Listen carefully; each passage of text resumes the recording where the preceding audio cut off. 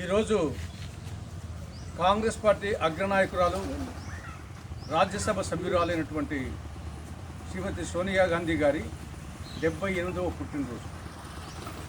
ఈ భూమి మీద ఎంతోమంది పుడుతుంటారు, గిడుతుంటారు.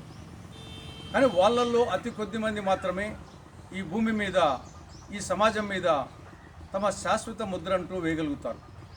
వారే చరితార్థులు, వారే చరిత్రకారులు. అటువంటి అతి కొద్ది మంది కోవకు చెందిన చరితార్థురాలు, చరిత్రకారిణి శ్రీమతి సోనియా గాంధీ గారు. ఆవిడ త్యాగానికి మారుపేరు. 2004 నుంచి 2014 వరకు ఈ 10 సంవత్సరాల కాలంలో ఆవిడ ఎప్పుడు కావాలంటే అప్పుడు ప్రధానమంత్రి అయ్యే అవకాశాలు ఉన్నాయి. కానీ ఆవిడ ప్రధానమంత్రి పదవిని తీసుకోలేదు. అటువంటి గొప్ప త్యాగశీలి ప్రపంచంలోనే అంతకు మించిన త్యాగశీలి లేదు. భారతీయ సంస్కృతి సాంప్రదాయాలకు ఆవిడ ప్రతిరూపం.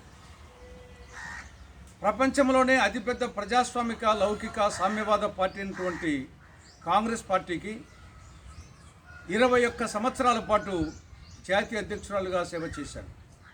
కాంగ్రెస్ పార్టీ అంటే జాతిపిత మహాత్ముడు, శాంతిదూత జవహర్లాల్ నెహ్రూ, విప్లవ నేత నేతాజీ సుభాష్ చంద్రబోస్, ఉక్కు మనిషి సర్దార్ వల్లభాయ్ పటేల్, ఉక్కు మహిళ ఇందిరమ్మ, రైతు బిడ్డ నీలం సంజీవ్ రెడ్డి లాంటి మహోన్నతమైన నాయకులు అలంకరించినటువంటి పదవి కాంగ్రెస్ పార్టీ అధ్యక్ష పదవి.